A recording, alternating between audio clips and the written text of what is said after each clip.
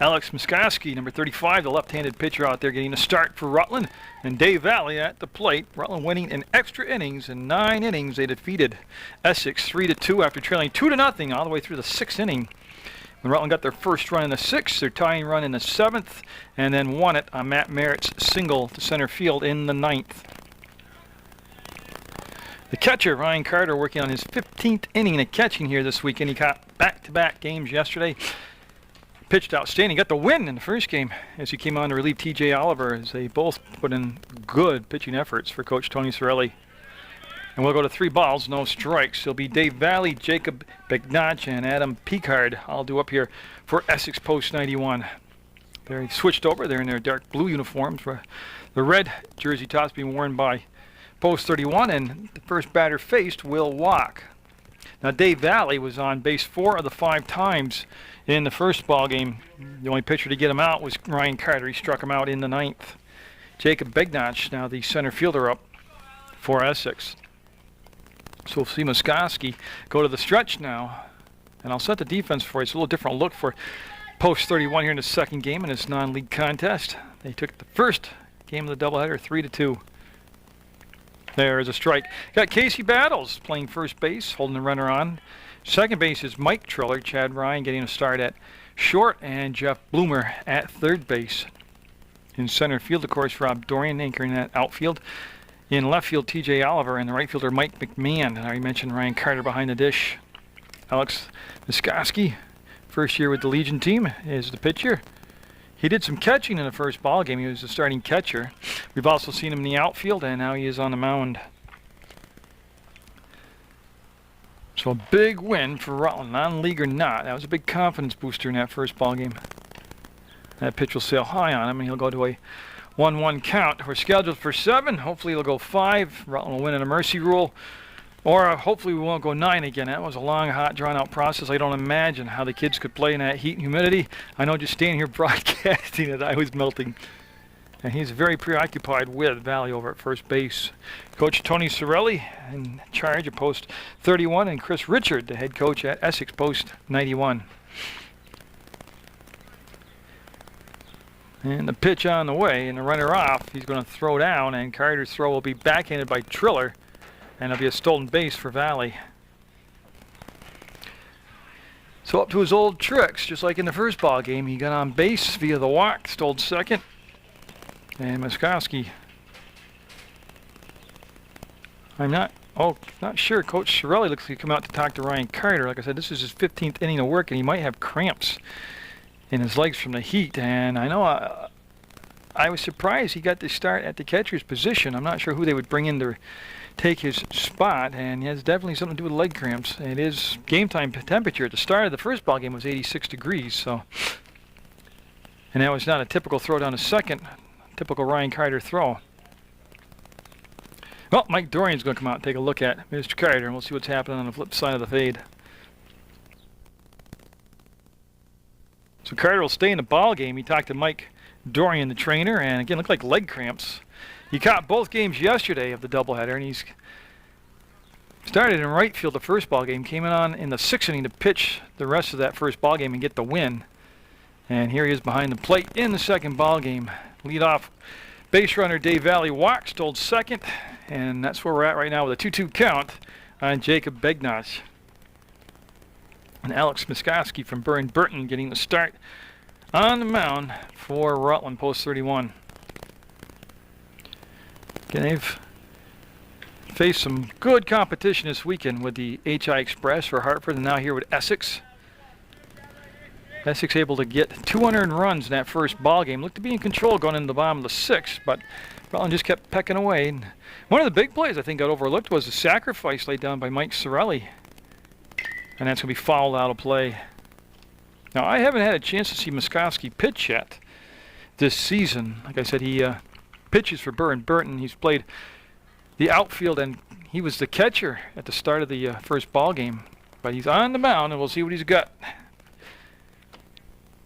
Burton made quite an impact on Post 31. Oliver and Muskoski, and a close pitch, a little bit inside, and that'll be back-to-back walks to start the ball game off. Adam Picard up, and he'd like to start with a fresh memory here. He struck out all 4 times in the first game that he was at the plate. I'll tell you, if the camera goes to fades, because I can hear the ice cream truck in the background, and I'm going to run out and get something. So, so Picard against Muskoski. And the pitch will be a strike at the knee.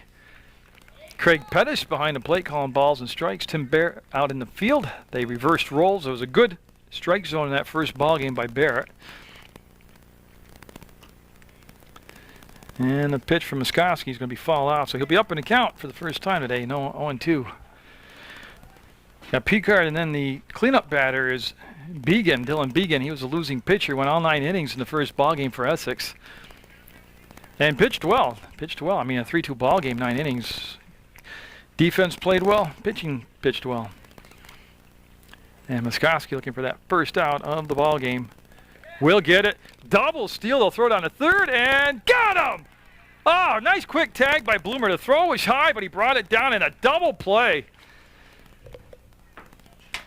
Oh, wait, I'm all excited. I don't think yeah. Did he strike out? Yeah. Double play. So they'll get Valley out on the stolen base. Begnodge will be safe on the trail end of that, and 2 down for Dylan Began. So they're pulling out all the stops here early on. So 2 down, runner at second, and Muskoski looking at Began. Tell you right now, he's a lanky left-hander. He got a lot of size to him, height to him, and just an observation, which is useless for me, but he's just got to get his balance down. He's falling off the mound to the third base side, and that's why everything's kind of fading on him. See the difference right there? It's going to be a foul ball. He came right to the plate on his follow-through, and it's a good pitch. So he's got a 1-1 count now. So Rutland, who turned a double play in the first ball game, an unconventional double play there on the steal and then the throw out down to third.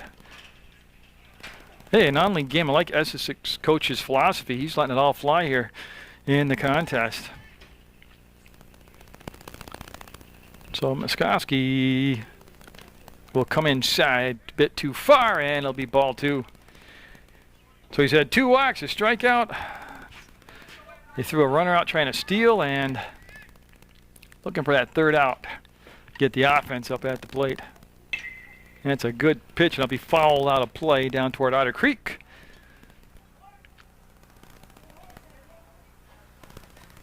And on deck is Jordan Robert in case they do extend the inning to another batter. You know, I already mentioned Battles getting to start at first base defensively. Triller getting to start at second. Ryan's at short. Bloomer, Jeff Bloomer's at third. Oliver, Dorian, and McMahon the outfield. Bloomer will stay back on the ball. That's a long throw, and nope. And that's going to allow the run to come around and score. It was an awkward play that Bloomer didn't come in on the ball and charge it or make a play at the runner at third, but it's going to allow the first run of the game to come in as Begnodge will score. Began will end up at second base, and Jordan Robert does get a chance to bat here. I don't know, kind of look all in slow motion, but it'll be 1-0 Essex. In the top of the first, scheduled for 7. Hopefully we'll only go to 7. Not that it wasn't exciting in the first ball game, but I didn't pack a lunch, so that's be a strike call. Muskoski hitting that outside corner.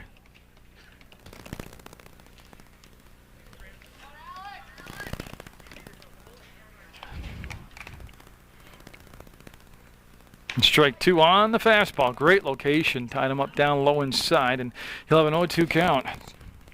5th batter to come to the plate here in the first inning. Like I said, a couple walks, that error, have not helped post 31 out here in the top half of the first. Big bender of a pitch there, and couldn't get the call and couldn't get him to swing at it. Of course, a resilient group, as you saw from that first ball game, post 31 is. And Mitch Blair was in the dugout with a limp. Good to see him at least back with the team, as they were very short at the catcher's position. And will that be playable? McMahon circling around will come in and make the grab. That's the inning. It'll be 1-0 Essex heading into the bottom half of the first in game number 2 of the doubleheader from St. Peter's Field. As for Essex post 91 looking like this, we're going to have Ryan Little He'll be on the mound getting a start. Bruce Courier will be the catcher. Dylan Began's going to be at first base. Tyler Porter at second. Dave Alley, the shortstop. He had 9 opportunities in the first ball game and looked spectacular on all 9 of them. Great fielder out there. Jordan Robert at third. Bo Brooks is in left. Jacob Begnash is in center field. And Adam Picard is the right fielder. Of course, that's Rob Dorian at the plate leading things up. Jeff Bloomer batting number 2. Ryan Carter in the 3rd spot. And TJ Oliver in the 4th spot here in the second ball game. Rutland winning that first one in 9 innings, 3-2. And that curveball called a strike. As we're underway in the bottom of the first, 1-0 Essex in this non-league contest on a very hot and humid afternoon from St. Peter's Field on Munger Vision. So again, Rutland, it was strange in the dugout before the first ball game. Not that they were writing themselves off, but they seemed to have a little bit too much respect, if that's possible, for Essex. And then they fell behind on a couple unearned runs, 2-0. But coming back to win it in the 9th, that should be a big confidence builder for Post 31.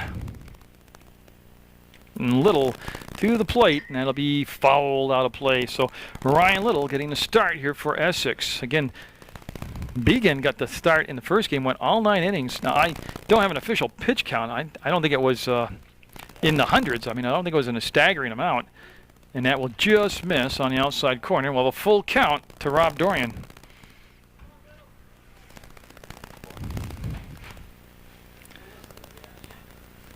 And that'll be outside. See Craig Pettis watch it all the way. And Rob Dorian on base via the walk. Jeff Bloomer up the third baseman. And of course, Dorian gives you a lot of options at first base. Good runner, good speed, good instincts.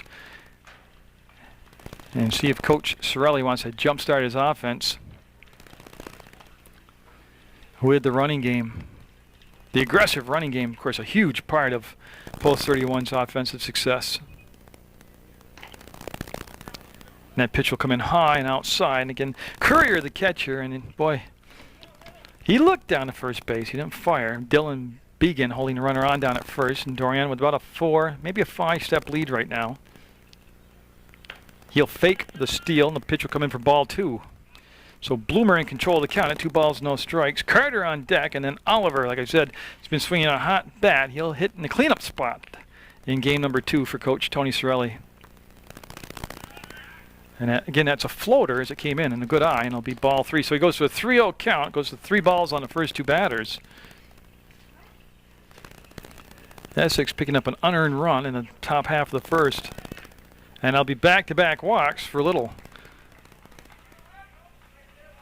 Now, in this same situation, Essex elected to try a double steal. Ryan Carter now, the catcher, at the plate with runners at first and second and nobody down. Okay.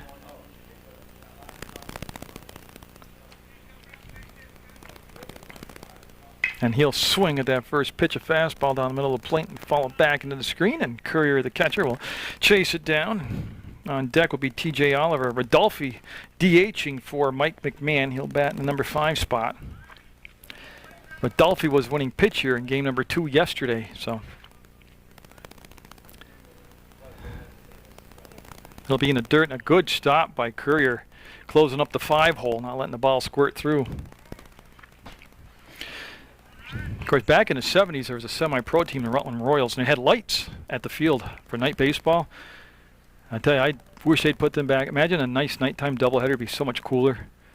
Big swing and a miss, and a foul tip caught by Courier for strike 2. But yeah, they had lights for the Rutland Royals. Mark Mayhew played on that team. Played on the Championship Legion team. Played for Rutland. But they took the lights down. What a bummer. That's going to be through the hole. They're going to send Dorian around, and that'll be an RBI single for Carter, and we'll have a tie ball game at 1-all. So a good piece of hitting there by Ryan Carter, and first and second, nobody down, and that walk turns into a run for Post 31, and that's an RBI single for Carter. Now TJ Oliver up again. Like I said, he's been hitting the ball very well, and he's been moved up to the cleanup spot, and Carter will be heading to the dugout. Like I said, he's had a very, very busy weekend. He's caught 15 innings of baseball plus pitched. And yeah, he's set. And he'll take a break for the rest of the afternoon, a well-deserved break. And I miss, who came in to run for him, Glenn?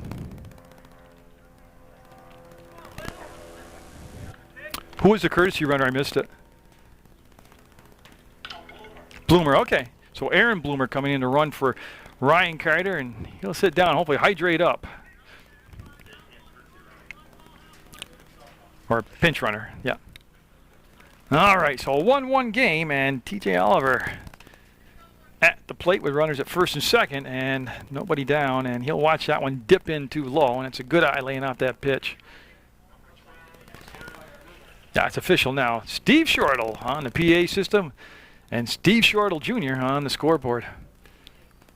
Wow, there was a great pitch right there. Steve Shortle had the best pickoff move I ever saw at any age level. Yeah, I'll never forget the game against Fairhaven. Steve Shortle picked off 3 runners in 1 inning, counted for all 3 outs. It was phenomenal. I believe Dustin Cummings was the opposing pitcher. It was just phenomenal to watch that.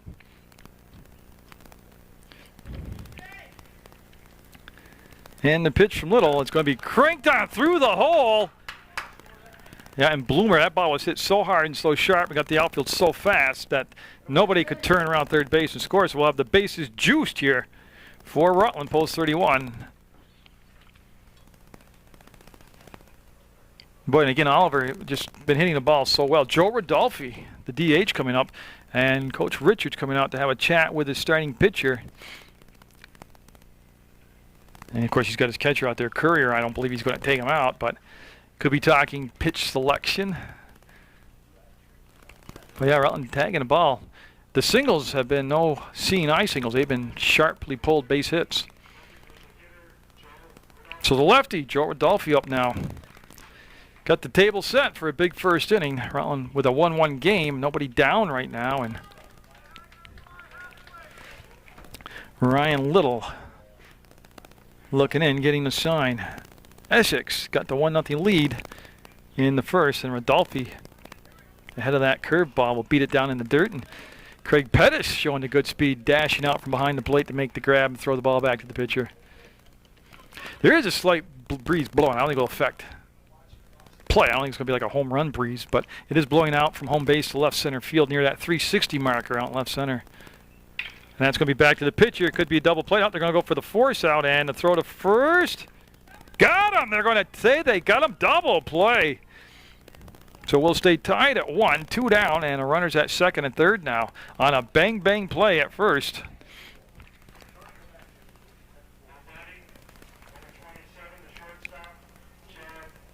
Okay, now let me catch up here. So that is Bloomer is. That went 1, 2.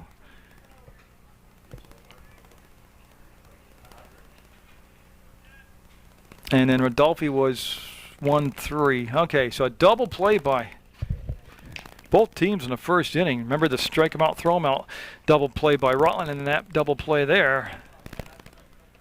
A second and third, and 2 down. That surely shortens what looked to be a big inning. Puts a little dim on it, a little dimmer on it. And Chad Ryan at the plate, the shortstop. He had the crucial infield single that kept the rally alive in the 7th inning for Rutland in the first ball game. And that is going to be trouble. Minute he backed up on the ball, he was eaten up by, and that's going to allow the go-ahead run to score. Ryan will be at first base, and we'll have runners at the corners.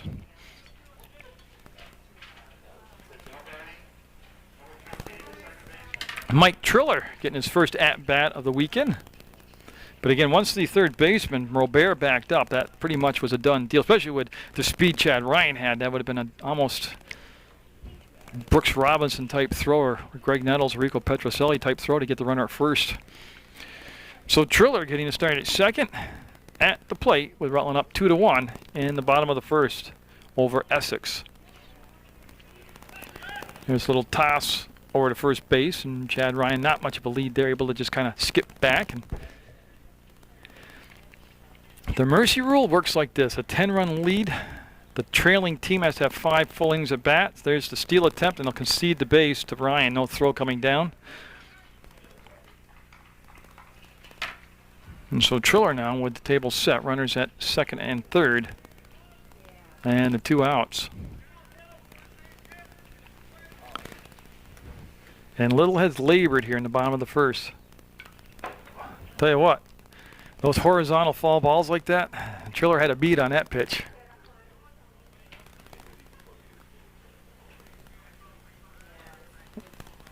And so the first game, in case you missed it, though, you watch it again when they replay it on Channel 15, or you can go to the website and watch it at PEGTV.com. But Rutland trailing 2-0 going into the 6th inning of that first ball game. Got 1 run in the 6th, 1 in the 7th, extended it into the 9th, then 1 on Matt Merritt's single to center field for a come from behind extra inning 3-2 win over Essex post 91. And Little's had a very long bottom of the first here. Job down to 3/4 sidearm on a breaking ball that just stayed outside, never broke, and it'll go to a 2-2 count now. Again, he really hasn't established a pitch. He's thrown a lot of different pitches, but he hasn't really got one that's worked consistently for him. And you see a lot of these young pitchers just do that now. Instead of getting a pitch that they can get over consistently and then work off it and mix in the other pitches later in the ball game, they try throwing 3 or 4 or 5 different pitches in one inning, and you see the results of that right here in the first. Good pitch, got him looking right there. That's the inning. Rutland will have a 2-1 lead going in the top of the second over Essex post 91. Some defensive changes to talk about for Rutland out there. Aaron Bloomer has gone in to play left field. The starting left fielder, TJ Oliver, has gone into catch, and Ryan Carter is going to sit out the rest of the ball game. Like I said, he's caught 15 innings plus pitched 4 innings this weekend, and it's very hot and humid. Muskoski's going to be looking at Bo Brooks, Ryan Little, Tyler Porter. If they can get to the 4th spot, it'll be number 9 batter, Bryce Courier. Rutland up 2-1 as we go to the 2nd inning. So you've got the defensive changes, the lineup starting at you, and it's a good time to tell you about that website. Again, it's www.pegtv.com. And that's going to be up the middle. Base hit for the leadoff batter as a nice solid shot as Muskoski allows the 2nd time in a row here, 2 innings in a row, the leadoff batter to get on. First time it was a walk. This time it's a single. Now Ryan Little up already. We're only in the 2nd, but each team's already turned a double play today. 1, 2. Rutland's turned 4 double plays on this weekend, but counting both games yesterday. Matt Merritt involved in 3 of them. And that's going to be a single to the opposite field. McMahon will charge the ball, and it will get by him, and that's going to allow the runner to go to 3rd base. So runners at the corners for Essex here in the 2nd. So that's a single and an error, and now Tyler Porter up, the 2nd baseman. So the lefty, Muskoski, with nobody down, in a little bit of a pickle here. And Essex, throughout the afternoon, has shown the tendency to be aggressive on the base pass. So we'll see if they want to send the runner on the steal from 1st to 2nd. Oliver now, the catcher, will flash his sign. Muskoski, his teammate at high school, will drop it in there and won't get the benefit of the call. Stayed too far outside. So this is shaping up to be one of those 9-8, 10-9 type ball games. And good rip at that one, and I'll be right off the steel pole, holding up the mesh back there. You hear that ring. Again, like I said, Muskoski getting the start. Rutland with another non-league game later, or actually it is league game. They have it against South Royalton. That's a league game at home at 5:30 on this Tuesday.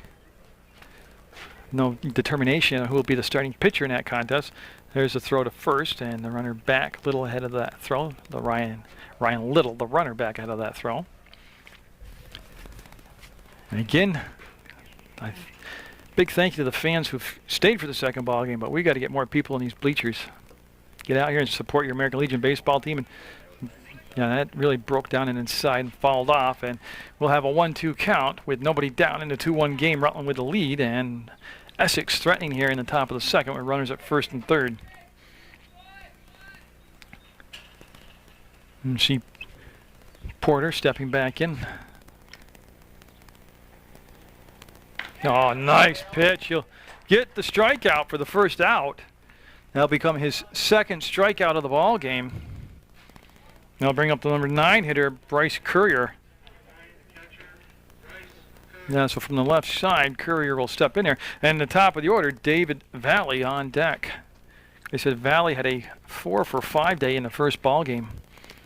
Got on base 4 out of the 5 times he came to the plate. Yeah, there's the throw to first, and again, Little back and plenty of time.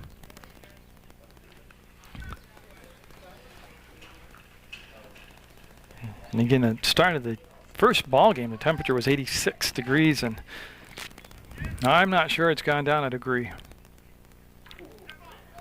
Yeah, and they're going to check on the batter. I don't know if he was... Yeah, he kind of walked away, and I don't know if he was stunned or what, but he took that up in the helmet facial area, and he's going to be looked at. Mike Dorian coming right over to the trainer and the facility. Hopefully he'll be fine. We'll come back on the other side of the fade.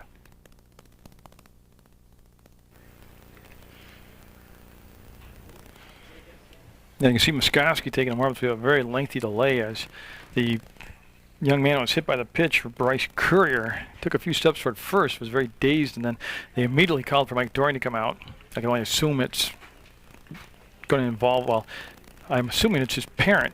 Dad came over with his van. They've been putting ice and towels to Bryce Courier. I can only imagine it's going to take stitches and probably a concussion, but they're going to be transporting him out, I'm assuming, to Rutland Regional Medical Center. But we'll step back in there, and Muskowski on the mound will face the top of the order, Dave Valley, with runners at first, or runners at bases are loaded. That's where we're at. Bases loaded with just the one out. And that going to be possibly a double play. Battles will tag the bag, and we'll have a out at first, record the second out of the inning, and it'll tie the game as a run scored from Bo Brooks will come across. So 2 down now for Jacob Begnash. He walked and scored back in the first. And we have a 2-2 ball game in the second. And Muskowski, Alex Muskowski, the starting pitcher, will step into it, and that'll float outside. TJ Oliver with a nice grab there to keep the runners at second and third. So yeah, you can only hope for the best for Bryce Courier, who turned the wrong way when a pitch came in at him. He exposed himself instead of turning his back to the ball, something they should be teaching at the lower levels. Not every coach is qualified to coach. Every coach doesn't teach that. One of the first, I remember when I coached teaching that, people say, well, you teach them to get hit by a pitch. Yeah, I wanted them to know the safe way to turn and not be injured by the pitch. Oh, big fastball up and inside, swing and a miss. One of Muskowski's better pitches this afternoon right there. So we're in the second 2-2 ball game. And TJ Oliver, the catcher, will set up on the outside portion of the plate for the target. And it'll stay outside, but it was way too high. And we'll now work it to a 3-ball, 1-strike count. First base is open. You know, they don't want to issue the walk. They don't have to. The Begnash here. Picard on deck.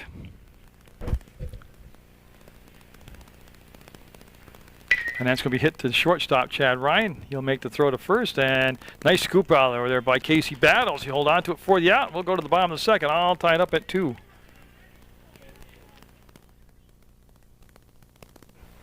Casey Battles, and then should be Alex Muskowski due up, and we'll have the top of the order. And I haven't got the new catcher's name yet for Post 91 from Essex. Obviously, they have to have a new catcher. And it is Muskowski on deck, then top of the order, Dorian. Battles had a base hit yesterday. He got the pinch hit in the HI Express game and made the best of it. And he's up there from the left side, getting ready to swing away. He'll swing through that as a long delay for the pitcher, Ryan Little. See how he reacts to it here. As he'll come out and warm day. Shouldn't take him long to get loosened up again. 2 balls and 1 strike, and so I don't think it was fouled. I'm waiting to see. Yeah, no, they're saying it was off the bat, so it'll be a 2-2 count now. Made an awkward sound for being off the bat. Sounded like the catcher's glove, but it'll be a 2-2 count to Battles. Getting the start at first base here in the second ball game of this doubleheader. Rutland winning the first one 3-2 in extra innings, and that will be low and a good eye right there, and works it to a full count at 3 balls and 2 strikes.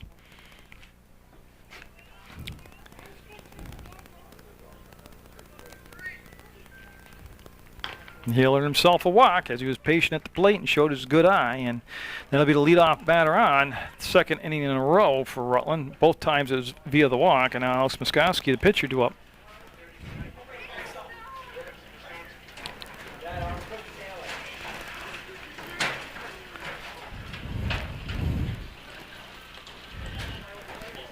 So back-to-back left-handed batters to face Little, and that'll be called a strike as he tickled that inside corner.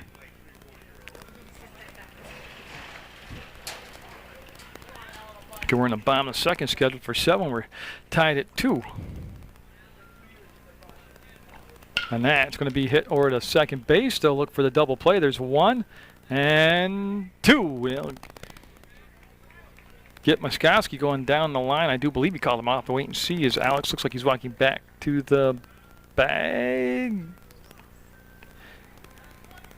Okay, I thought I saw him call him out, but he'll call him safe. So that'll be the lead runner taken out on the force out. So Muskowski will reach on the fielder's choice, and now Dorian up. He walked and scored back in the first inning. That'll be too far outside for a ball. So there's 1 out, 1 on, and Jeff Bloomer on deck. Then I'll have to wait and see what they're going to fill in for Carter's spot, Ryan Carter's spot. That should be playable as they communicate with it, and Begnash, the center fielder, will call off. The left fielder make the catch for the second out. That should be Aaron Bloomer coming up in Carter's spot.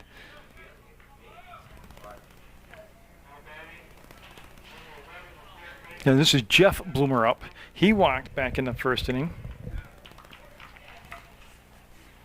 As there's 2 down now. Muskowski's still at first. And that'll tail off on Little to the inside part of the plate and be a ball. And according to my calculations, it should be Aaron Bloomer batting in Ryan Carter's spot. Carter started the game at the catcher's position, and it's a strike there. And then left, because he caught 15 innings in sweltering heat in a little less than 2 full days, and plus pitched 4 or 5 innings. So tell you what, Little got robbed on that call, and that's going to be a stolen base for Muskowski. He dropped down sidearm and split the plate and got it called a ball. So Muskowski with a stolen base, Bloomer at the plate with a 2-1 count, and Ryan Little from the stretch will look in. And again, I don't know who the new catcher is, but I'm sure I can, before this is over, get his name, and it's going to be fouled out of play down the first base side. Yeah, so back-to-back doubleheaders on a hot summer afternoon here at St. Peter's Field. Rutland with the split yesterday with the HI Express, and at least a split here as they won the first game against Essex. Again, he'll drop down sidearm and miss outside this time, and he'll go to a full count with the 2 outs and the runner in scoring position, Jeff Bloomer. At the plate, the third baseman was a DH in the first ball game. And he'll draw the walk as that came too far inside. They'll put runners at first and second.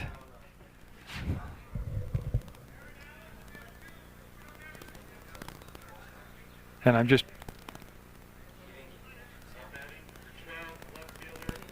Okay, so it is Aaron Bloomer at the plate batting in Carter's spot.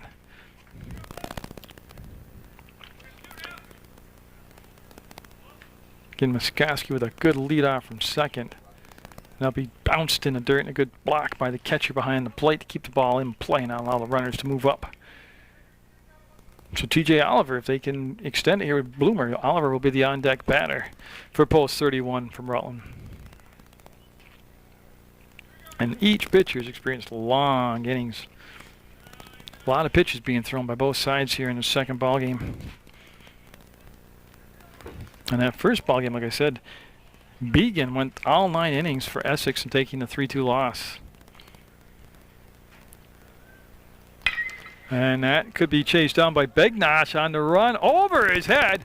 That's going to score at least 1 run, and then Jeff Bloomer will be waved around third base. And the throw coming home is going to be up the line, and Bloomer put the brakes on and scampered back to third base. Yeah, so Rutland will take the lead again at 3-2. As Muskowski scored.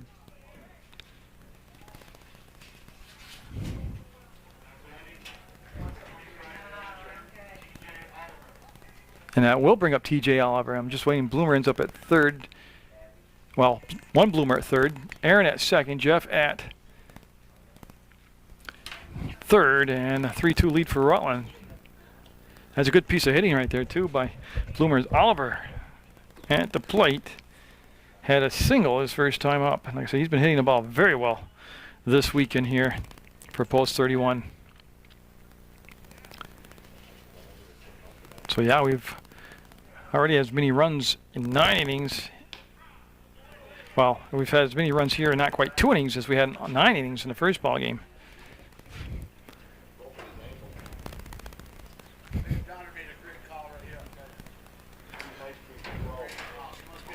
Little will come in high, and I'll get the call, and that'll be a ball. And 3-2 lead for Rutland. They've been able, each team getting scores in their first 2 innings.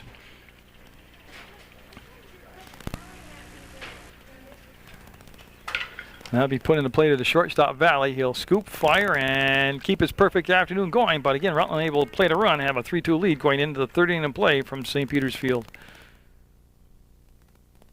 So that first game, it had such a good pace to it. 3rd game, just the opposite. And Alan Picard coming up. He struck out in the 1st inning. Like I said, he had a rough first ball game, striking out 4 times. He struck out 5 now, counting his first at bat here. And he'll look at Muskowski's first pitch as a ball. It's going to be Picard, Began, and Robert, the 3 due up here in the top of the 3rd, and a 3-2 ball game. Rutland with a lead. That's going to be to center field. And Dorian going back. A ball hit a mile, and see how great closing, how fast he was able to get back there and then locate the ball and make the catch. And Rob Dorian with the out in center field.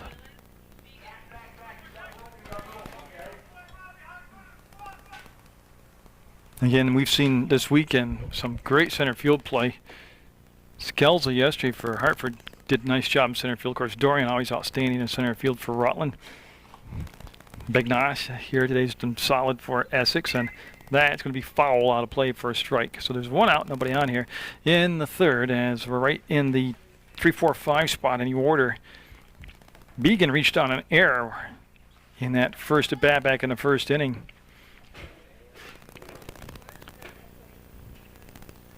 Again, some upcoming dates to really remember for post 31 baseball action. You have the 20th. The 19th and 20th noontime starts. Those are Saturday and Sunday of July. And again, you've had plenty of warning to get here. The 19th is a 9-inning game against Chester Post 67. And then the 20th is a doubleheader, 2 7-inning games against Brattleboro. The 22nd is a game against Woodstock. But that's a 5:30 start time. And those will all give you a chance, like I said, mark it down and bring some sunscreen and an umbrella or a lawn chair and come on down and watch it live. That breaking ball will break, short bounce to the backstop. TJ Oliver will chase it down, and we will have a 1-2 count. It's Muskowski with the 2 strikeouts so far in the ball game, 1 in the 1st and 1 in the 2nd. Good fastball. Tell you what, when he does throw that fastball, he's got that natural movement on it that those left-handed pitchers get, and it's fun to watch from this angle. The zip and the movement on the ball. He'll stay at 1 and 2. That was a good 2-strike swing too by Began. Dylan Began playing first base here in the 2nd ball game. And he will offer at that breaking ball. Again, it was short. And I'd like to see, like I said, a pitcher establish a pitch the first couple innings before they start mixing and matching. And right now, you can see the breaking ball not really working for Muskowski. Not saying that it won't later in the contest. Right now, it's been his fastball. It's been his best pitch.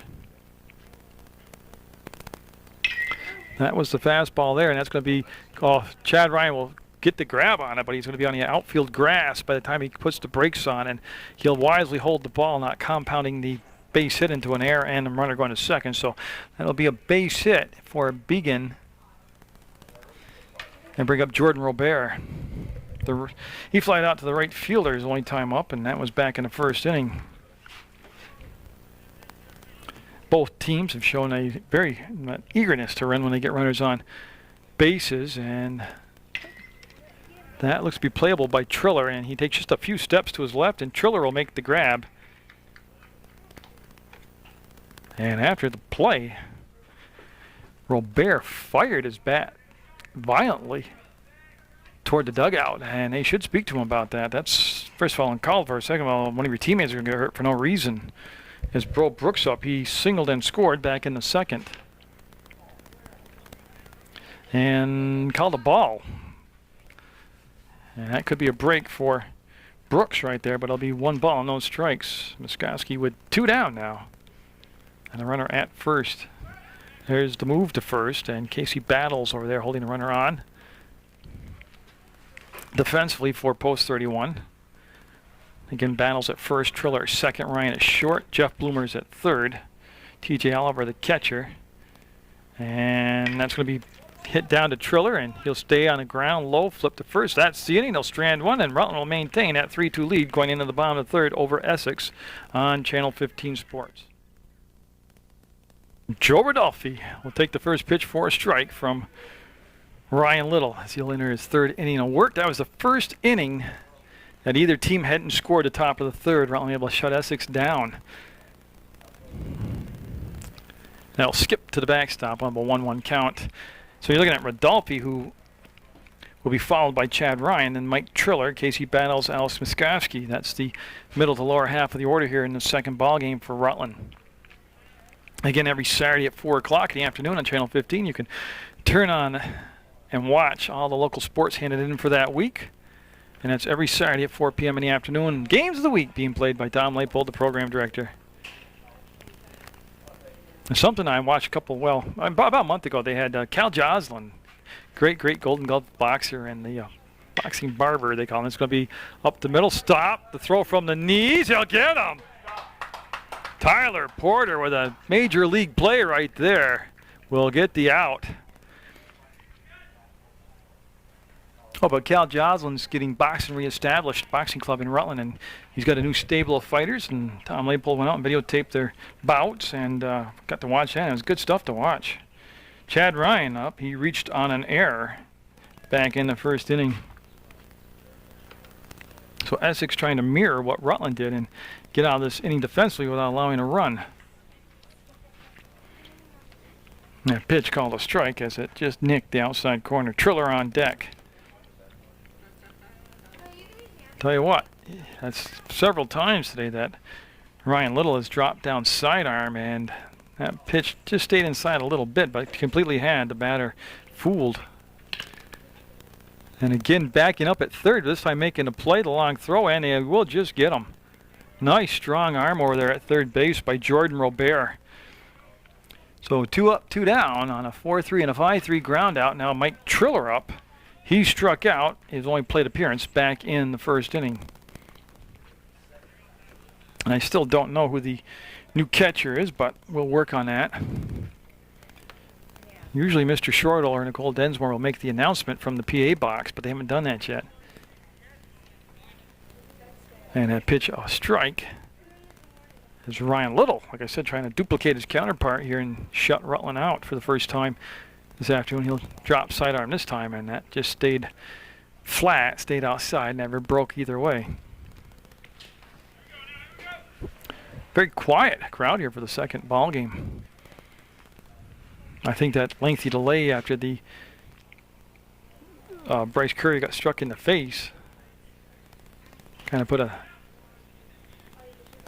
real hush on the crowd.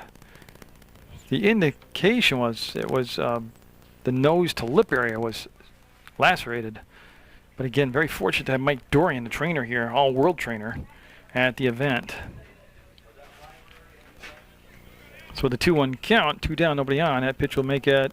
Ooh, he'll get a strike. And somebody, I think it was Coach Strelly, said that was a strike. And from my angle, I got to kind of agree with him. Holy moly. And that'll be the inning. So the third inning is the magic number, as neither side will score, and we'll stay at 3-2. Rutland with a lead. Look at the Bryce Courier's replacement as he's due up here at number 3 spots. Little, Porter, and then Courier, who of course cannot come to the plate. So Muskowski going to work here in the 4th inning, scheduled for 7 on a warm afternoon from St. Peter's Field on PEGTV, your leader in local sports coverage. We'll throw a strike to get things underway here. After allowing the base runners to reach in the 1st and 2nd inning, he got the first out of the 3rd inning on a fly ball. He's trying to repeat that performance here, not let the leadoff batter get on base.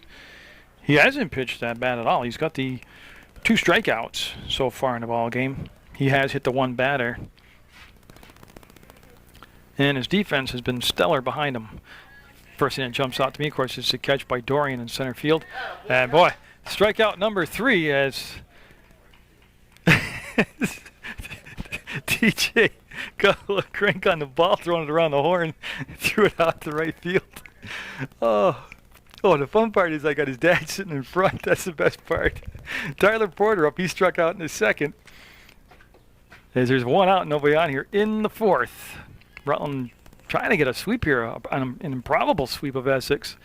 They split with the HI Express yesterday, Holiday Inn Express team from Hartford, in getting great competition coming through the area this weekend here at St. Peter's Field. And they'll see if he committed, and they'll say he did. Strike called on the check swing, so it'll be a 1-1 count now. Tim Barrett with the call on the appeal from Craig Bettis at home base. And again, the sun right now notorious for the left fielder, the third baseman, shortstop, center fielder. This time of day at St. Peter's Field, they are looking right over the horizon at it. And that'll come in high. Did catch the plate, but high for ball 2.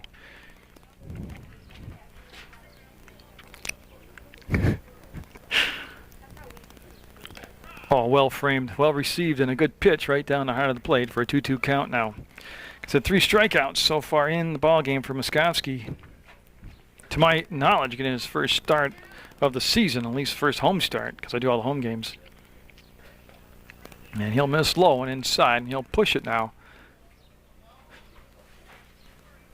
to a full count at 3 balls and 2 strikes.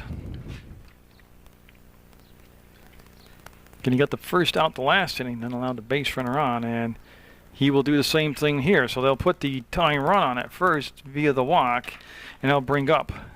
We'll wait and see. All right, so I finally got the number. Let me match up a name with it. Louis Toulis, who was the catcher in the first game, took over behind the plate here in the second game for the injured Bryce Courier. So it'll be Toulis' first time up facing Moskovsky. And he'll take a pitch. See that fastball right down the heart of the plate? I wish he'd go a little bit more heavy away on the fastball, get away from that breaking ball for a while. I'm not saying don't use it. There's the throw to first. He stayed right on the rubber and made the snap throwing.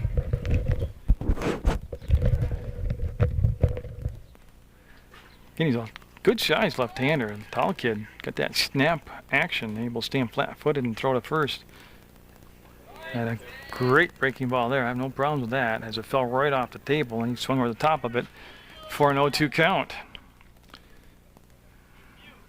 Got the runner at first being held on by Casey Battles defensively.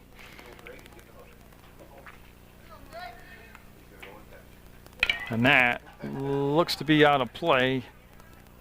And it will be out of play, or the screen on the backstop, so we'll stay with a 2-strike count. Again, you notice right there he had the quick slide step to home base. He kind of changed up his delivery there, trying to shorten the advantage the base runner would have if he was going to steal. So Toulis with that 0-2 count. Got the first game back in action behind the plate in the second game. And it got him on the curveball. And that's 4 strikeouts now in the ball game. 2 this inning. For Moskovsky, starting to develop a rhythm now. Now Dave Valley, top of the order up with a runner at first, 2 down. He is walked and then grounded out to Casey Battles at first base. He was officially 0 for 1 today. There's the throw to first, and you can see a short leading runner able to just step back on the bag. Yeah, Moskovsky's starting to develop a rhythm now out there. Pitching, looking for his second scoreless inning in a row. And they're going to push the ball on the bunt down to Bloomer, and no way, yeah. Nobody covering the bag at third. Now everybody covering the bag at third. And again, what Valley did there is what I would like to see more of from Post 31. He looked down, saw they were playing him tremendously deep at the corner, and he just got the ball going in that direction. There was absolutely no way they're ever going to throw him out. So first and second now with 2 down.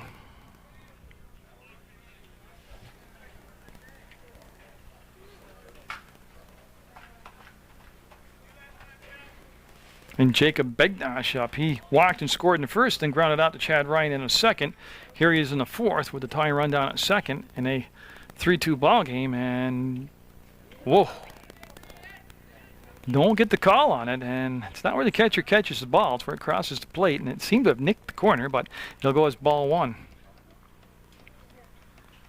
So Essex at the plate in those navy blue uniforms. They wear their bright yellow ones. Well, that's got a chance to be a gapper. It's got a chance to be more than that. And it's going to hit the wall, and they'll tie the game at 3, and they'll hold Valley up at third. So we'll have a 3-3 ball game. Again, the outfield of McMahon and then Dorian able to get there and keep it at a 3-3 game. Yeah, so Porter came around to score. Valley ends up at third. And Picard up. He has struck out and flied out to Dorian in center field. And Essex with a chance to take the lead here with 2 down off Muskoski in the top of the fourth. Boy, and again, not getting that call on that outside corner. Began on deck if Picard can keep the inning rolling along. And that's going to be off the catcher. It was not a foul ball, and that'll come in. The run will score, and it'll become a 4-3 Essex lead. And the pitch, a strike.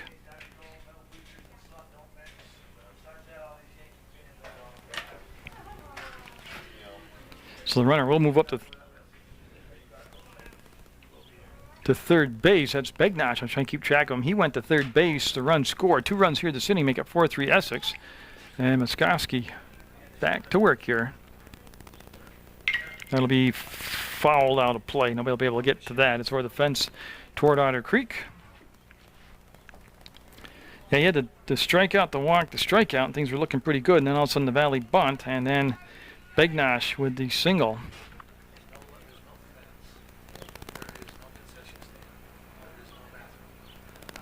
And that pitcher come in high. So struggling here to find that elusive third out. Got a 2-2 count right now, and he's right in the 3-4-5 spot of the order.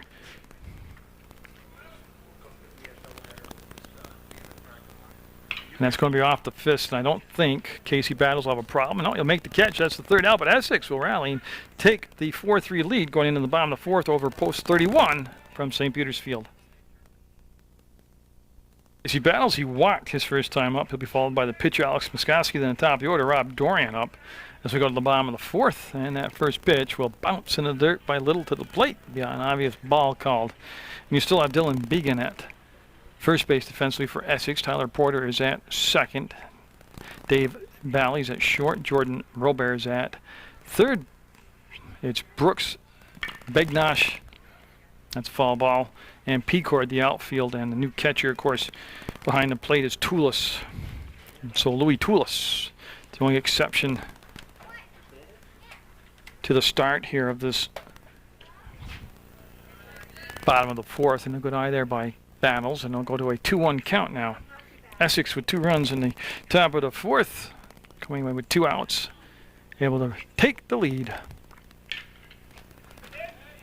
And a long, long run, and it's going to drop in foul territory. And Battles will head back and pick up the bag, go back to home base, and get set to start all over again. Because it'll be fouled in the order by Muskoski. Essex with a brief lead of 1-0 in the top of the first, and Rutland with a 2-1 lead at the end of 1. Essex tied it at 2. Rutland took the lead at 3-2, and then Essex up 4-3. That'll be down to the second baseman. Good job of staying down on the ball by Porter. He'll flip the first, and they'll get the 4-3 out. The retired leadoff batter here in the bottom of the fourth. And Muskoski reached on a fielder's choice his only time up, and that was all the way back in the second inning. And that'll bring the top of the order, Dorian, around on deck. Getting Ryan Little, number 8, with the start here in this second ball game. And that was high, to say the least. And I can't believe at this level they'd be throwing at the pitcher, who accidentally hit the batter for Essex, but that certainly was a direct shot. That one got away from him. Oh, yeah. He got Muskoski this time to chase it up the ladder, and it'll be a 1-1 count.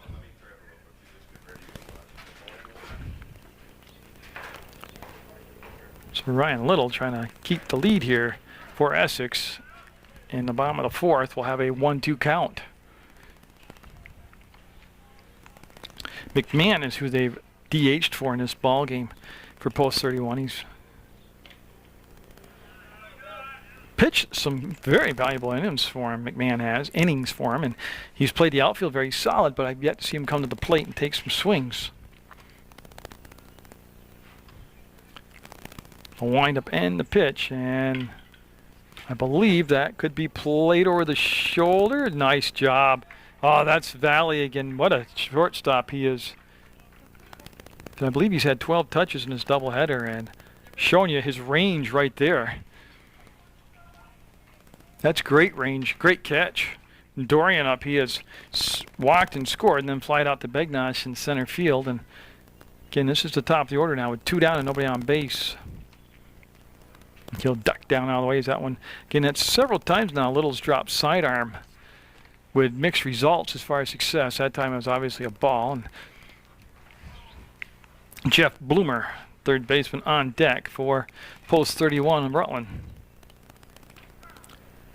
That time he split the plate, coming right down the middle with the fastball to even everything up at 1-1. Well, I told you the website, PEGTV.com. All kinds of good stuff to go there and watch. Told you Saturday afternoons at 4. Games of the week.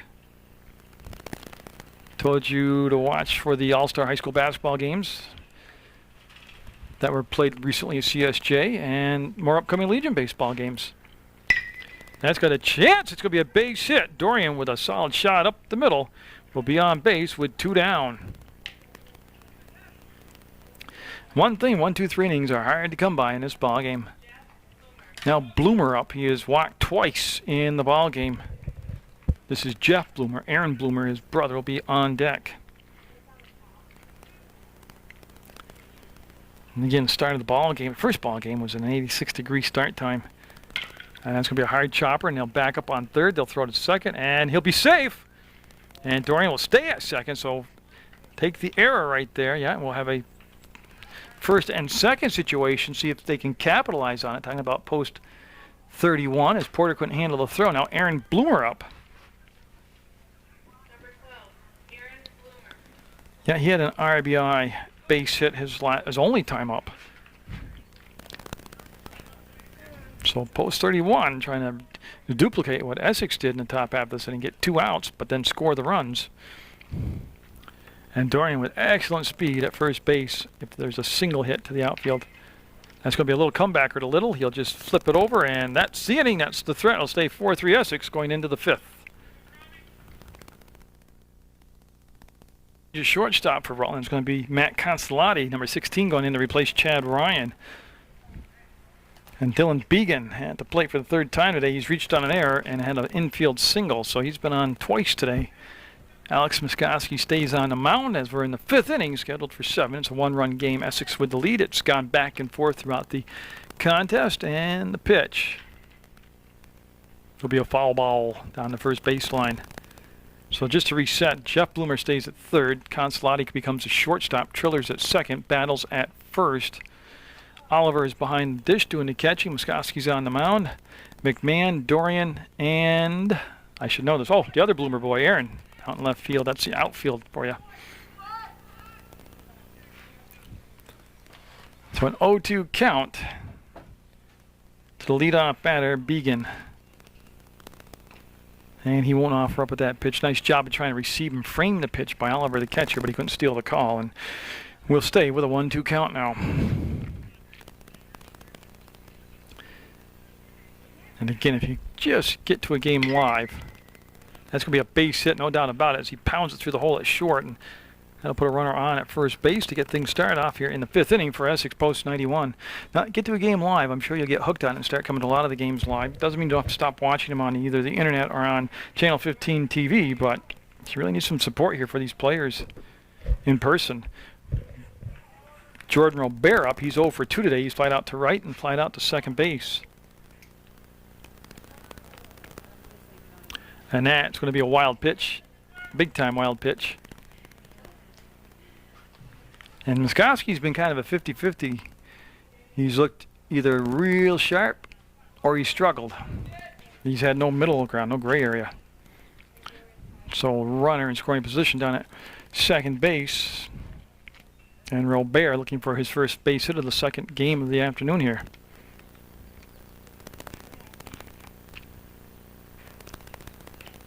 Again, that one will tail away, but too far outside. He'll run it to a 2-0 count now. 2 balls, no strikes.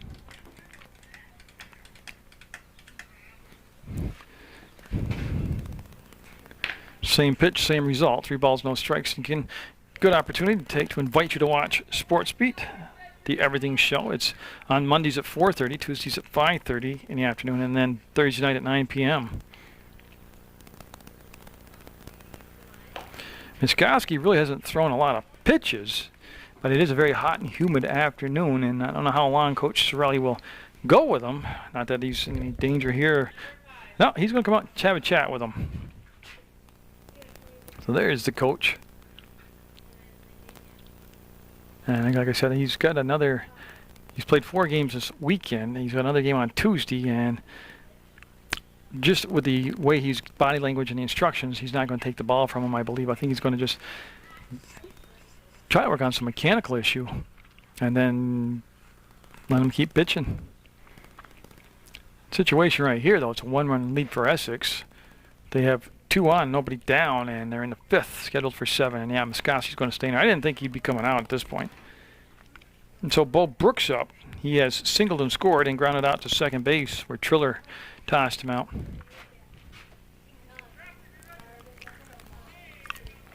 Essex trying to gather a split here on their trip to Rutland today. Rutland winning the first game 3-2 in extra innings, and that's going to be fouled right off the fist and back into the screen.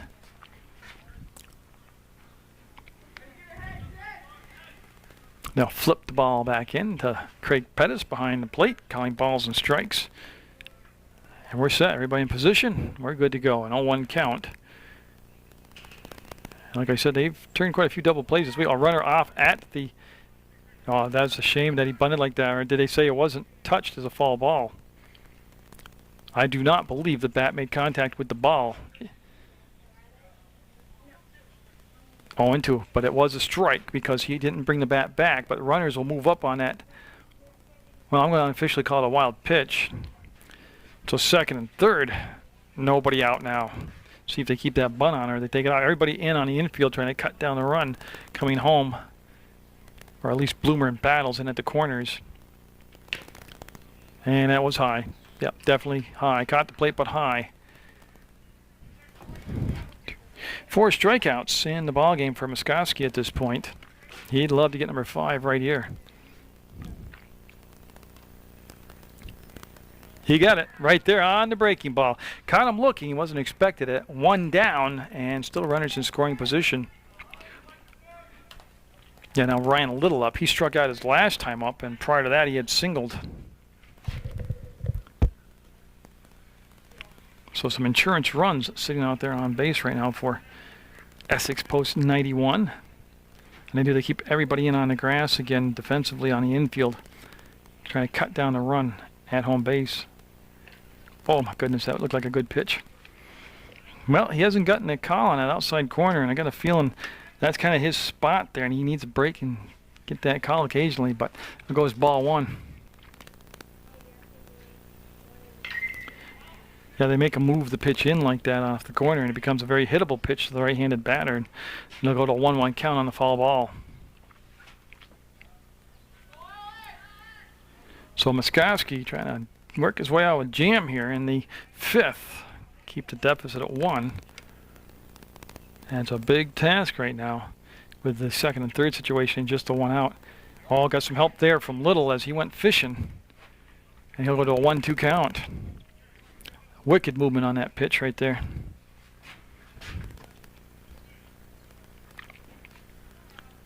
So Muskowski with the 5 Ks.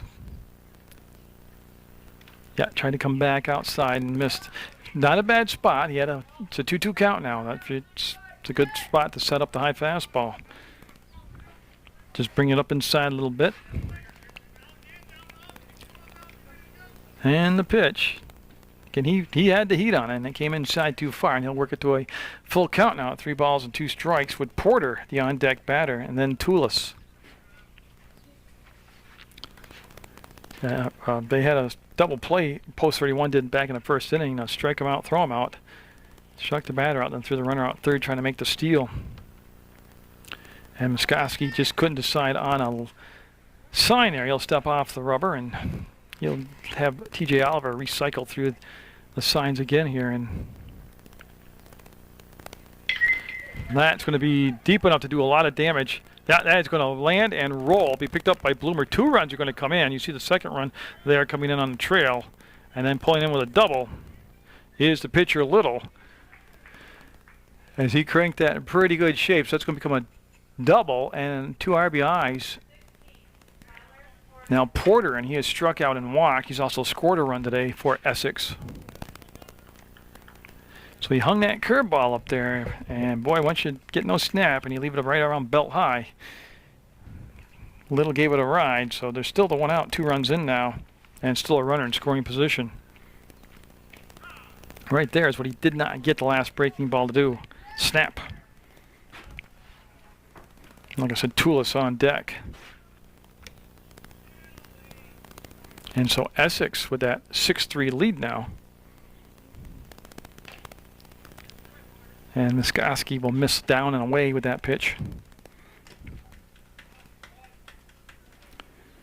Coming in with just a 11-man roster, Essex is. They said they are missing a few people, but not the numbers you'd expect to come out of an Essex-based team.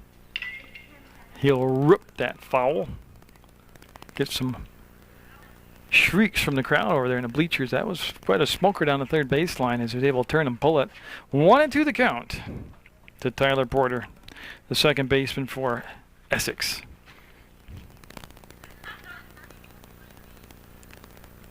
And I think you're going to see him commit. They'll check. They'll ring him up.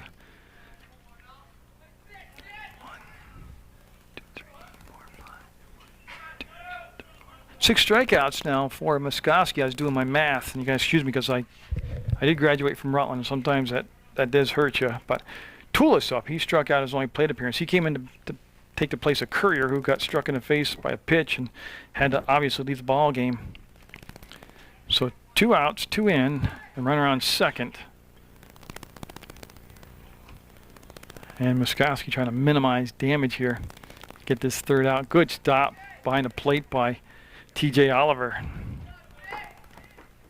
Excellent job behind the plate right there, making the stop. And Muskoski will be looking at the top of the order if he gets Toulis on base here. And that's what's going to happen. They'll be knocked down by Consolati, and that'll keep the run from being able to score, but that will bring up the very dangerous David Valley now, who's had a huge afternoon both with the glove and with the bat. So Valley up, and he becomes the 7th Essex player to come to the plate here in the 5th inning. Begnash on deck, then Picard. I'm not giving Valley the on base already, but chances are he's going to at least make him work to get him out here. Great pitch. Great pitch. Now, see what he comes back with after the breaking ball. Again, Oliver and Muskoski trying to get on the same page here and get the signs down.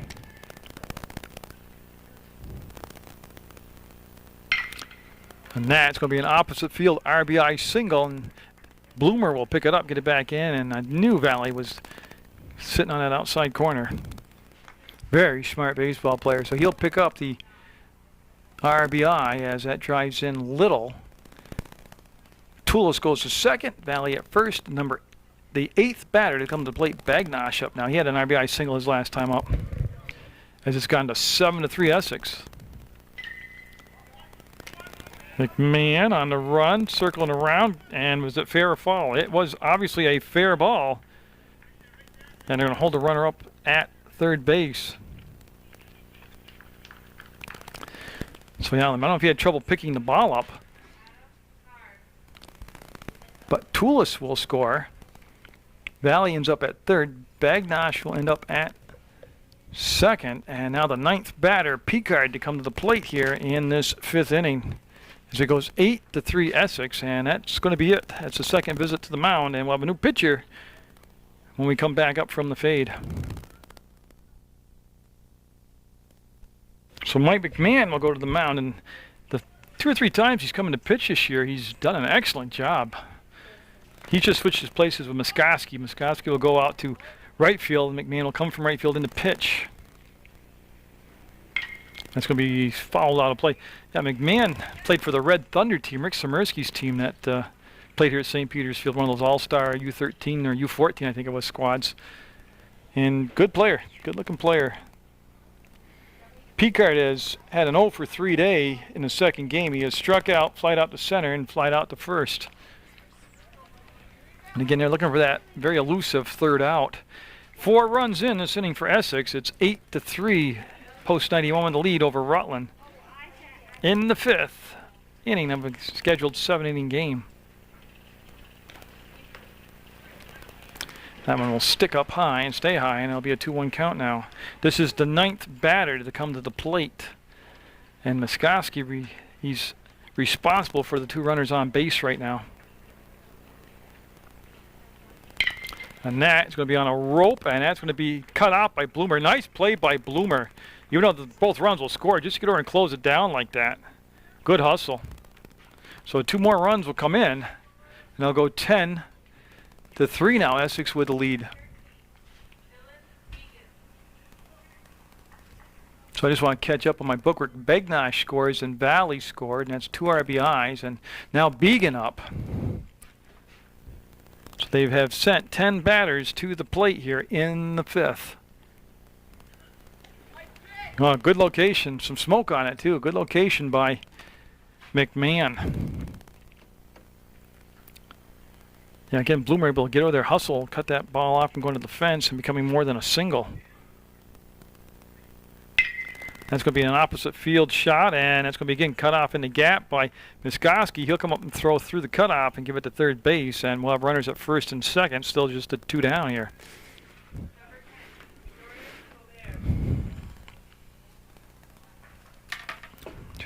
So a 6-run fifth has broken this thing open at 10-3. Essex with that 3-2 loss and extra innings in the first ball game. And Rutland with the split yesterday with Hartford, and on the verge of looking at a split here with Essex. And I guess considering how good the competition was this weekend, that's not going to be a bad deal if that's what happens.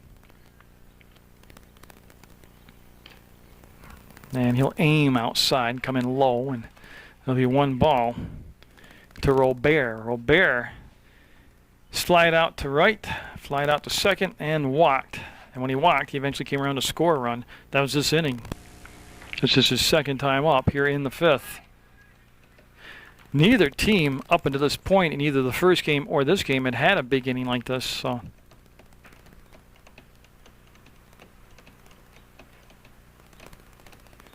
long pause and the pitch. And this looks to be playable, even though they got to go back on it. And Bloomer, looking into the sun, will make the catch, but it was a big inning for Essex. They will have a 10-3 lead going into the bottom of the fifth over Post 31 in game number 2. Pitcher out there, it's Bo Brooks, number 5. He'll be the second Essex pitcher of this ball game. And again, Began went the distance in the 9-inning game in the first game, and there's a swing and a strike. TJ Oliver at the plate, and a lot of ground to make up for Rutland here. They're down 10-3 in the bottom of the fifth. And that's going to be a base hit. Yeah, that's going to drop in and be picked up in the corner. And Oliver continues his hot hitting in this 4-game weekend series. 2 at Hartford, 2 here with Essex. He's gathered up almost, I think it's 5 base hits. They've been legitimate. He's been busy too. He's been a pitcher, he's been a catcher, and he's been an outfielder.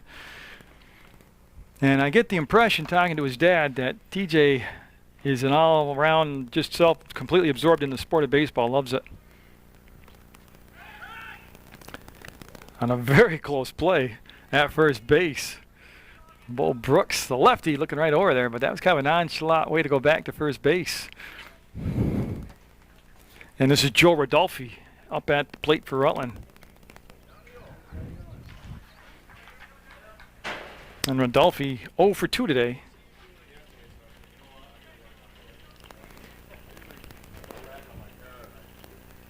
This time he'll come to the plate. He'll be high and he'll be off from the catcher's glove. And Oliver will break towards second and be in on that pass ball. Well, that's the way to get back in the ball game. They've got the leadoff runner on via the single. Now he's got out the second base on a pass ball. And Rodolphe with nobody out, sitting up there with a chance to make some noise with the base hit here. Bo Brooks on relief of Ryan Little. Ryan Little went out to play left field. They just swapped positions. Brooks and Little did. And great pitch at the knee on the outside corner. That was a pitcher's pitch right there, and he'll go to a 2-1 count.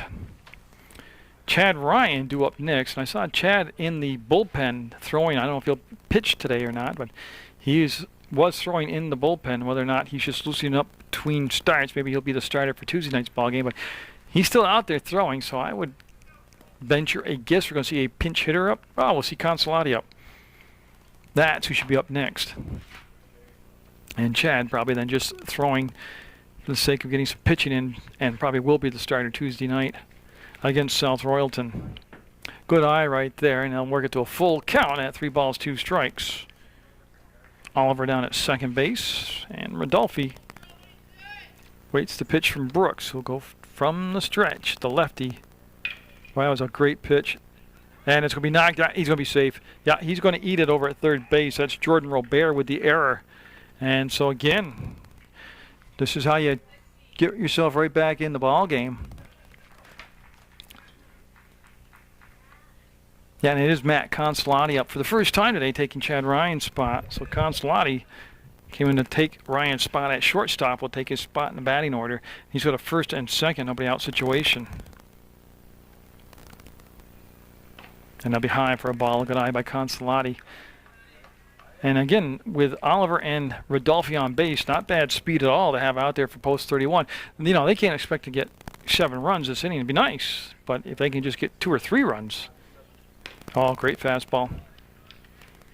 Great fastball. Overpowered Consolati with it for a 1-1 count now. Yeah, it's 10-3. We're in the 5th, scheduled for 7. So you know you've got a couple more at-bats coming up, a couple innings, but you don't want to leave this inning without scoring at least 2 or 3 runs. If you can have things your way. That's not to say in a perfect world, you know. I mean, don't forget, Essex just scored 6 runs in the top half of this inning, so. But I'm more of a chip away at it type of guy here. Again, great fastball. And they'll go to an even count now, 2 balls, 2 strikes. Triller on deck after Consolati. Rutland with the split yesterday and trying to, they'll at least get a split here today, and that's going to be fouled back with the 2 strikes. Good defensive swing by Consolati. Yeah, get that bat off your shoulder and protect the plate. Did a nice job.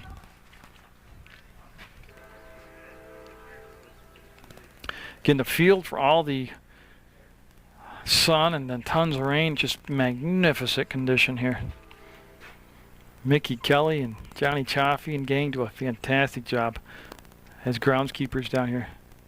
Good eye laying off that pitch, and they'll go to a full count now at 3 balls and 2 strikes.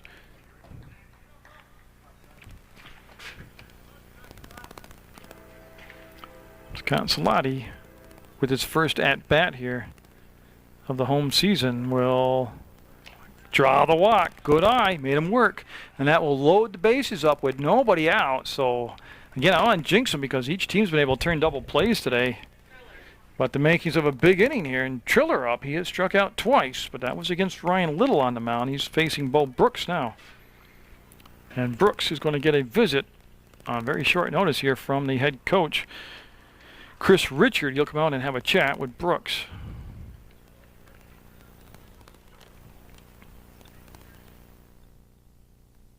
Bo Brooks here on a very high afternoon. It's obviously affecting my speech. And Triller will be struck by the ball. He'll be hit by the pitch, and that'll force the run in. So T.J. Oliver single becomes a run. Bases remain loaded. And they'll bring up Casey Battles now. Battles has walked and grounded out to second base. And again, it'll make it 10-4 now. And there's already been one visit to the mound, so don't forget the next time that Coach Richards comes out, if it's in this inning, that'll be the end of the stint for Bo Brooks. So battles with Muskoski due up next. That's a good pitch. And so he'll get up in the count early here at 0-1.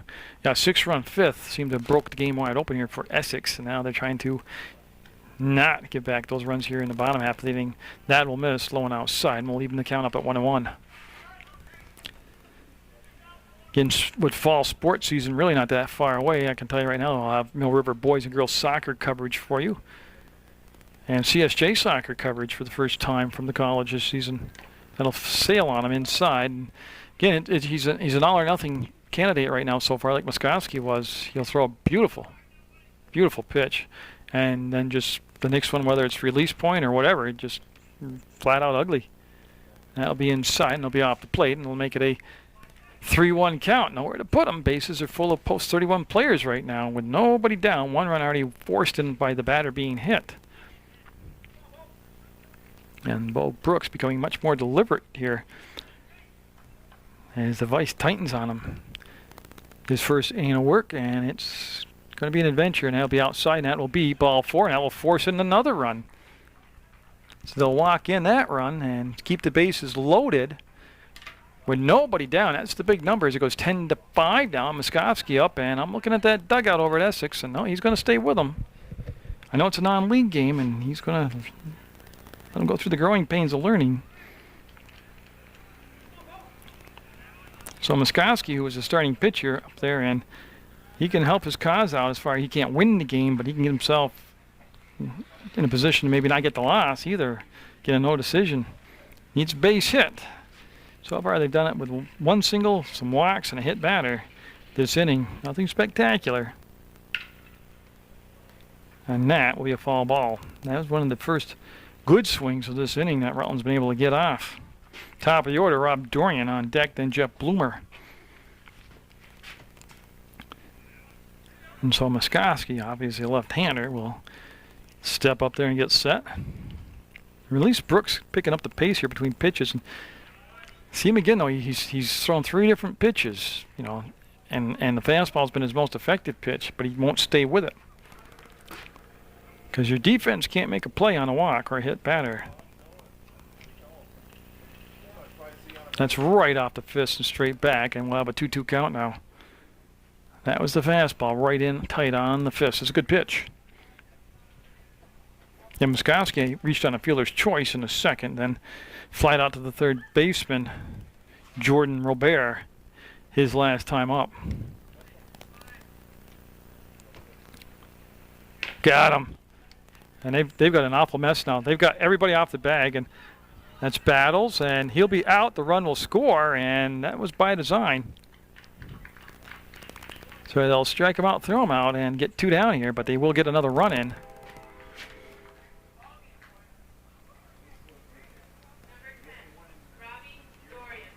So Dorian up with a runner at third and 2 down now in a 10-6 game, and they've gotten themselves back into position. Now to keep chipping away. Now they need a defensive shutdown in the top half of the 6th when they come up. And don't write Dorian off. You could drive this run in easily here. 1, 2, 3, 4, 5, 6. 7th batter to come to the plate. Bloomer on deck. So each team having big innings here in the 5th. You can see Triller getting a good head start down that third baseline.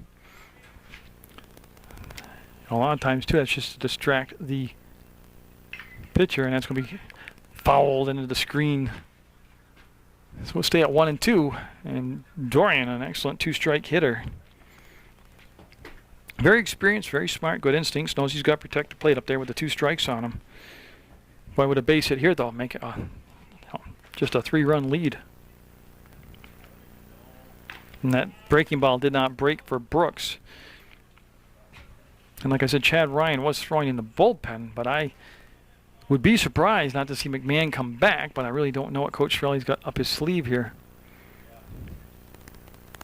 Right off the fist. He tried to be patient on that breaking ball as he could, but he did what he you're supposed to do, protect the plate with the 2 strikes, and he'll foul it off, and he'll get another chance here, the 2-2 count. 10-6 to score. Essex with the 4-run lead in the 5th inning. They lost the first ball game to Rutland in 9 innings, 3-2.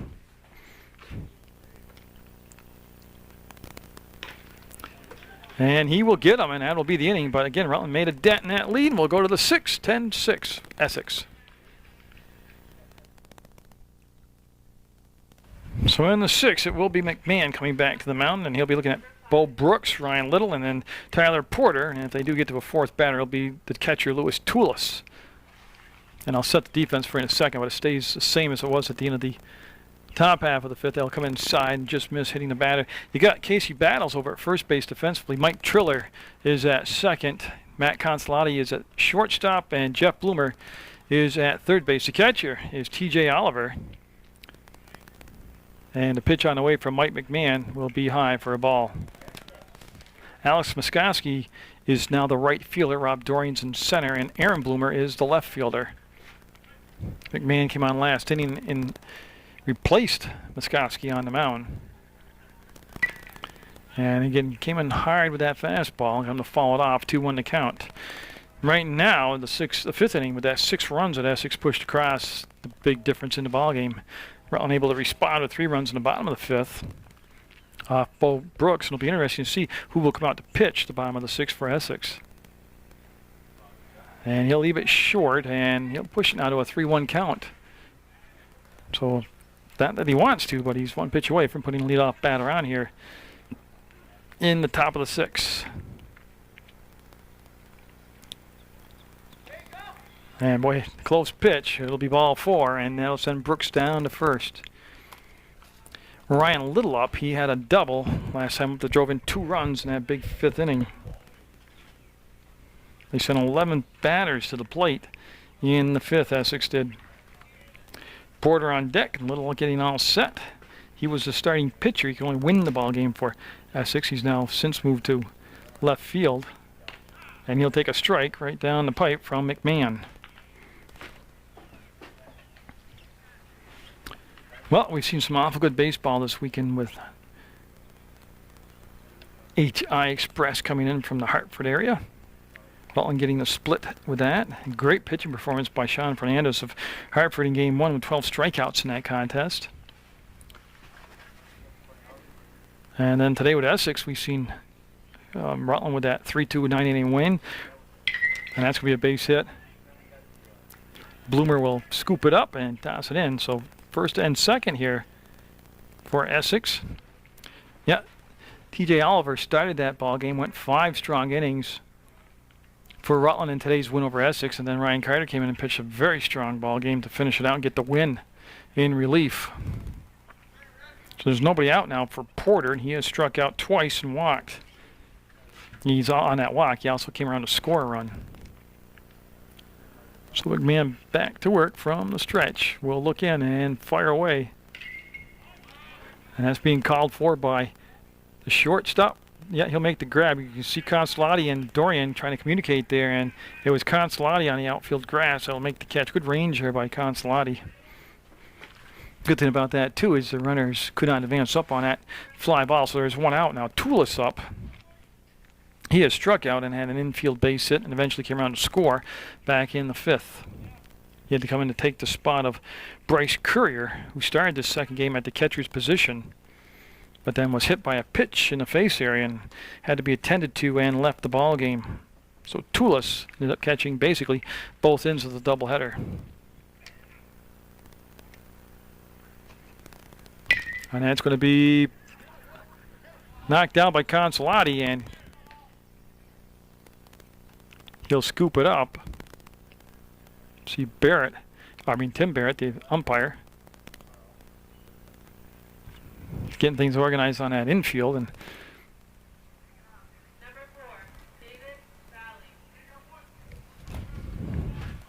so the base is loaded now for Essex, and boy, the guy you don't want up there if you're Rutland, Dave Valley up.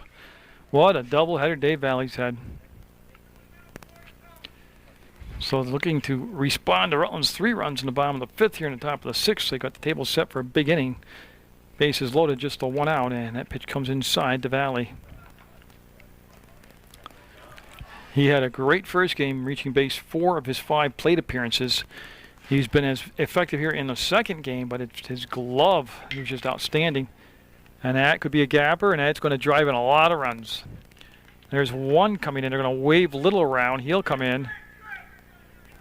Yeah, and Little will jog in, touch up, and that's going to be 2 RBIs and a double for Valley as he keeps his big afternoon going here. So Brooks came in to score. Little came in to score. Toulison's up at third. Valley at second. And I'll bring up Jacob Begnotch up. He doubled his last time up in the 5th and scored. And it goes 12-6 now, Essex. And we've gone the distance as far as the mercy rule is in effect now. Everybody's had 5 full innings of bat.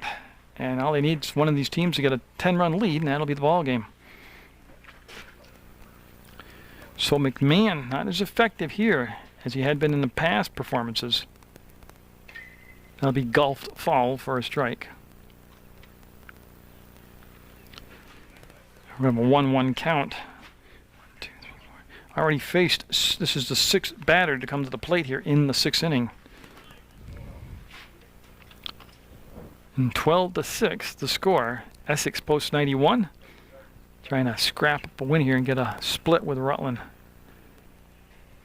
And again, it's all about balance. McMahon seems to be well off balance on his follow-through, falling off toward the third base side of the mound. And that's when his pitch sails up on that follow-through is what brings that pitch down and into the strike zone. And Jacob Begnotch, the center fielder, from the right side of the plate.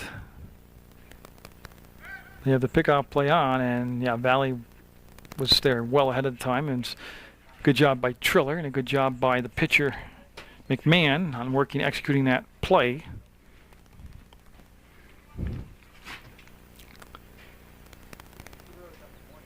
And I told you, big pitch there, fastball high and outside. He got some to fish for it, and it'll be strike 2. The second game of a non-league contest, the doubleheader, second game of doubleheader of a non-league, always long and dragged out, and lots of long innings and mistakes, and it's been a hot afternoon. Now, did that hit him or not?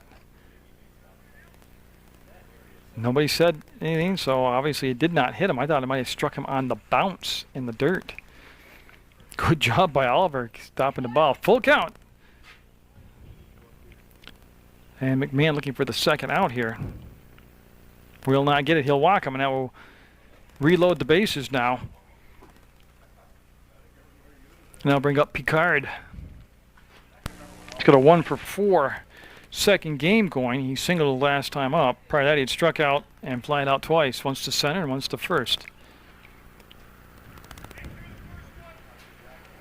Well, you know, the base is loaded. That's a great thing offensively, but also defensively means you have a force out at any base, and also increases the odds of turning a double play. And that was a good pitch, but I believe he didn't get the call. Nope, he got a ball called on it. If anything, maybe a tad bit too far inside.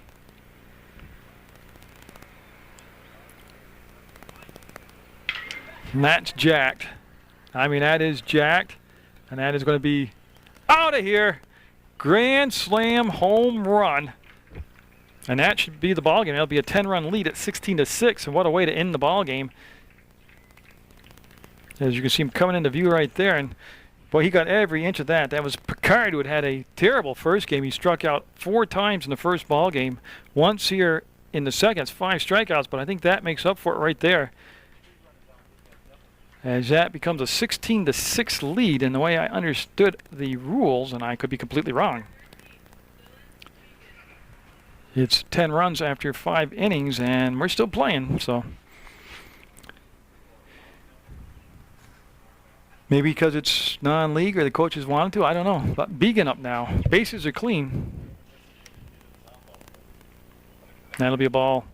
16-6. Essex. Much in control now. Quite a shot. Quite the irony of it all, like I said. Picard struck out all 4 times in the first ball game against 2 different pitchers. Struck out here in this first ball game against Miskovsky.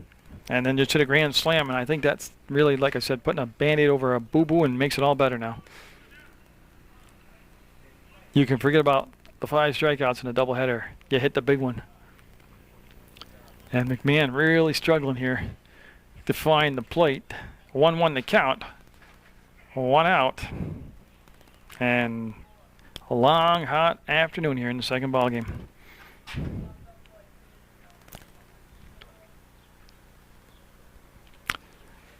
Well, it's looking more and more like Rutland will split with Hartford and split with Essex. And like I said, that's not the worst thing that could happen. 2 very good ball clubs. Well, 3 counting Rutland, yeah. Very, very good ball clubs got together this weekend and played some good old-fashioned hot summer's Legion baseball. That's going to be the short. Consolati will get it. He'll set his feet, make the throw, and get the out. Battles with the grab, and there's 2 down now. Now bring up Robert. He'll be the 9th batter to come to the plate in what was a huge inning.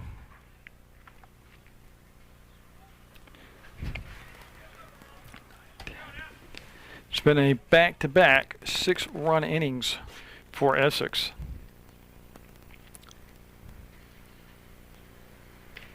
And that will be a strike called. Bo Brooks, the on-deck hitter for Robert. If he can extend it, another batter here. And a pitch on the way for McMahon, and that'll be that's going to be fair. And Bloomer getting over to try to cut it off. And a runner coming in for second base. He's going to be standing up with a double, with a 2-out double. Now Bo Brooks up. He's already had a run. He's already scored right here in the 6th. So again, looking for that. I guess I don't understand if the mercy. I don't know. I know the high school rule is the mercy rule, but I don't know the mercy rule. I thought I did, but obviously I don't. I have done games where they've had a 10-run lead either team after 5 full innings, and that's been the ball game. So Dorian says he's got it. He does, and it goes 16-6 Essex as we go to the bottom of the 6th.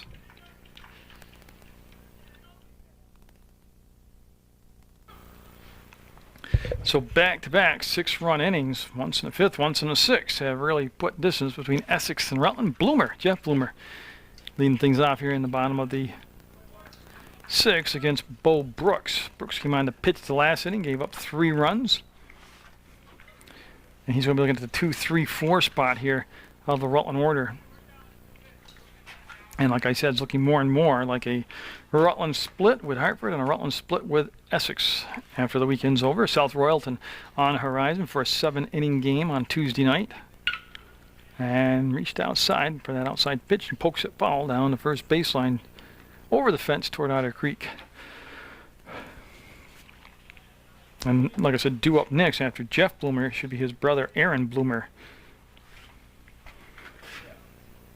That pitch started outside and stayed outside. Never did turn the corner and break for him. And he'll make it a 2-2 count now.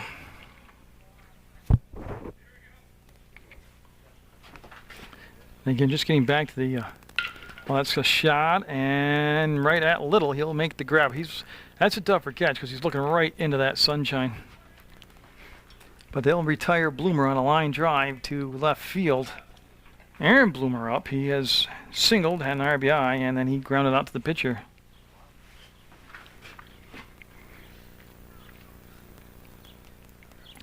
And Brooks looking to have a much smoother ride here in his 2nd inning of pitching. That was a nice pitch. Of course, it might be easier to pitch, too, with a 10-run lead than what he had earlier going for him.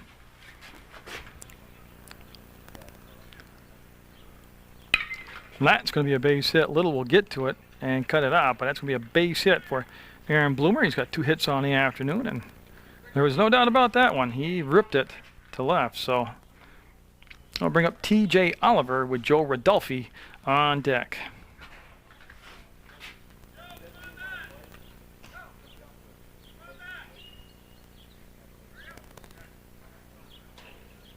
Now, I'm not sure. Oh, you know what they did? They sent Rodolfi after the foul ball, and he's the on-deck hitter. That'll be high for a ball.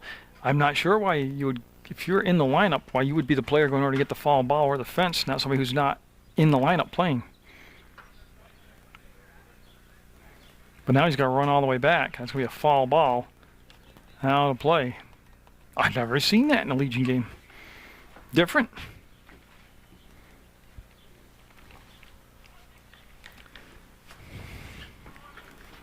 And so Bloomer being held on defensively down at first base by Began for Essex, and not a big lead out there. 4 or 5 step lead off the bag for Aaron Bloomer.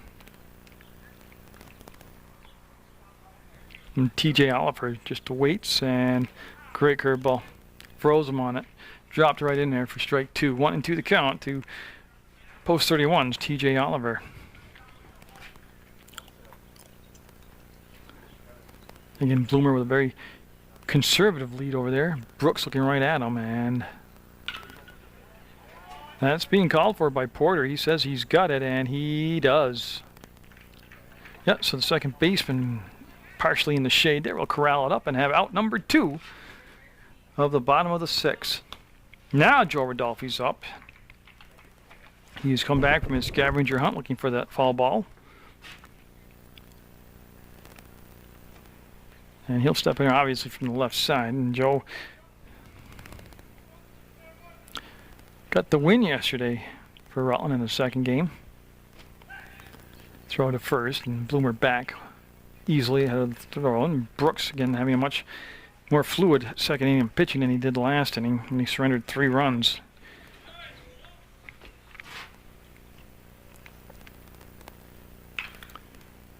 And boy, right now, Valley will make the catch at shortstop, and that'll be the inning as Rodolfi will fly out. 16-6 Essex will maintain that 10-run lead, and I'm thinking that's the ball game right there. That could be the Mauricefield. They had to come up to bat in the bottom of the inning.